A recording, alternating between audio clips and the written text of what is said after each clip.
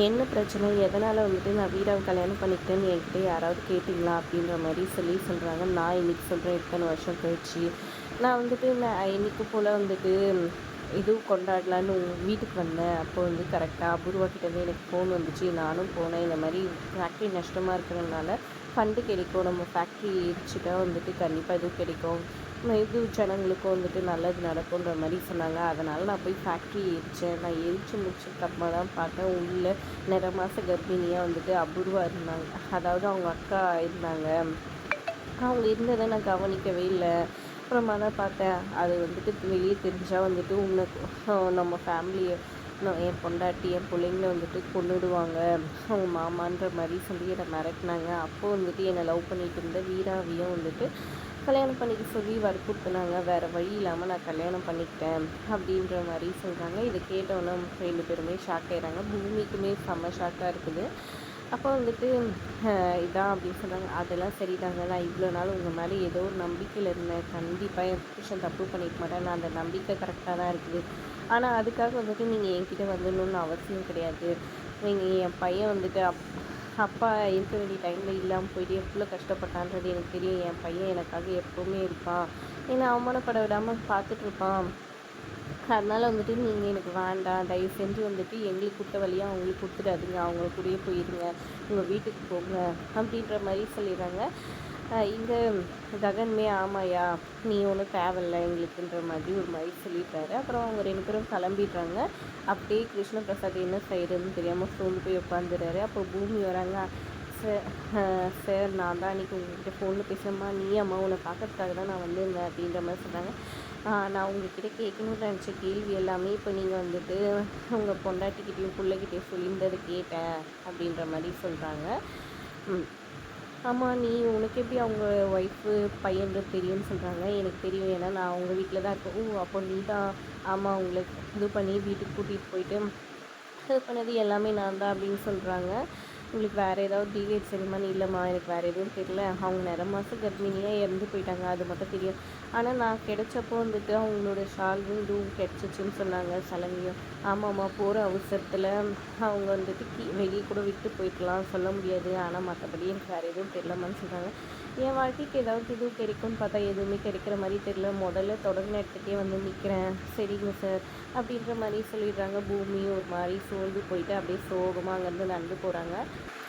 ஒரு பக்கம் இங்கே கிருஷ்ணபிரசாத் வந்துட்டு அவரும் வீட்டுக்கு கிளம்புறாரு. இங்கே செரி வந்து சோகமாக லெட்டர் வச்சுட்டு யோசிச்சுட்ருக்காங்க.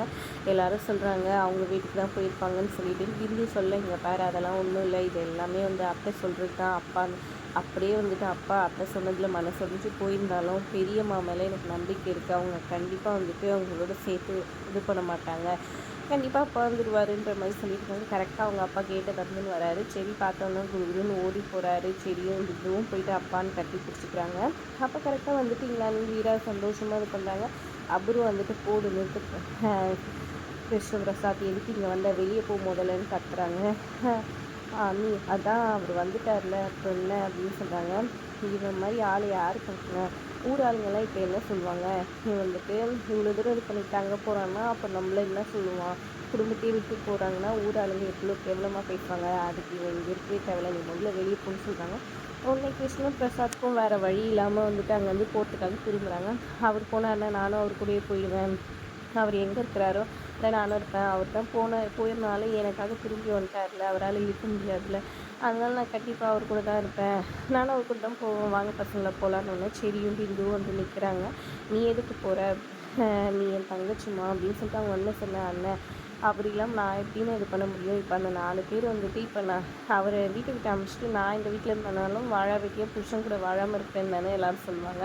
அதெல்லாம் எதுக்குண்ணே, நான் அவர் கூடயே போகிறேண்ணே அப்படின்ற மாதிரி சொல்கிறாங்க. உங்களுக்கு அவமானமாக தானே இருக்கும் அப்படி இப்படின்னு சொல்ல, இங்கே பாருங்கள், நீ அவரை ஏற்றுங்க, அவர் இங்கே இருக்குன்னு சொல்கிறாங்க. சரி, நீ இவ்வளோ தூரம் இது பண்ணுறதுனால நான் அவரே ஏற்றுக்கிறேன், ஆனால் வந்துட்டு வாய் வார்த்தையாக கிடையாது, அவர் எனக்கு சத்தியம் பண்ணணும்னு சொல்லிட்டு கற்பூரத்தை ஏற்றி எடுத்துகிட்டு வராங்க. சத்தியம் பண்ண, அந்த குடும்பத்தை நினைக்க மாட்டேன், அந்த குடும்பத்தை இனிமேல் பார்க்க போக மாட்டேன்னு சொல்லி சத்தியம் பண்ணுன்னு சொல்கிறாங்க. சரி, இதை பார்த்து ஐயோ இவர் கண்டி சத்தியம் பண்ணிட்டாருன்னா கண்டிப்பாக இதுக்கப்புறம் அந்த குடும்பத்தையும் நம்ம குடும்பத்தையும் ஒன்றா சேர்க்க முடியாது, இப்போ என்ன பண்ணலாம் அப்படின்னு யோசிக்கிறாரு. கரெக்டாக அங்கே ஒரு டேபிள் ஃபேன் ஓடிட்டுருக்கு. அதில் கரெக்டாக போய் கை விட்டுறாரு. எல்லாரும் பதவி போய் செடியை வந்து பார்த்துட்டு இருக்கா. அவங்க அத்தைக்கு புரிஞ்சுட்டு அவங்க அப்பாவை சத்தியம் பண்ண விடாமல் பண்ணுறதுக்கு தான் சரி இப்படி பண்ணிட்டாருன்ட்டு. அப்புறம் எல்லாரும் வந்து கட்டு போட்டு இது பண்ணிகிட்ருக்காங்க. இங்கே அப்படியே சோகமாக உட்காந்துருக்காங்க சாரதா. அப்போது ககன் வந்துட்டு கீழே உட்காராரு. என்னப்பா ஆச்சு அப்படின்னு சொல்லி கேட்காம்மா, நான் அவங்கள ரொம்ப கஷ்டப்படுத்துறேன்னா எல்லா விஷயத்துலையும் நான் தப்பாக முடிவு எடுக்கிறேனோ எனக்கு தோணுது. இல்லைப்பா நீ எப்போவுமே கரெக்டாக தான் இப்போ எல்லா விஷயத்துலையும் கரெக்டாக இருப்பா. ஆனால் உங்கள் விஷயத்தில் நான் தப்பான முடிவு எடுக்கிறேனோ, நான் அவனால வெறுக்கிறனால நீங்களும் அதை வெறுக்கணும்னு நினைக்கிறது தப்பு தானே அப்படின்னு சொல்லி கேட்க, அதெல்லாம் ஒன்றும் இல்லை, நீ ஏன் அப்படியெல்லாம் நினச்சிக்கிற அப்படின்னு சொல்லிட்டு இருக்காங்க. ஏன்னா நீ புதுசாக அப்படியெல்லாம் யோசிச்சுட்டு இருக்கேன். பூர்ணியும் வந்துட்டு கேட்டுட்ருக்காங்க. அப்படியே ஃபீல் பண்ணி சொல்லி அழுதுட்ருக்காங்க. ககன் ஒரு பக்கம், இந்த பக்கம் பூமி வந்து அப்படியே என்னடா இது எந்த எதுவுமே கிடைக்கலன்னு சொல்லிட்டு யோசிச்சுட்டே நடந்துட்டு இருக்காங்க. எல்லாத்தையும் அதோட எபிசோட் முடியுது. வீடியோ பிடிச்சிருந்தா லைக் பண்ணிக்கோங்க. தேங்க்ஸ் ஃபார் வாட்சிங்.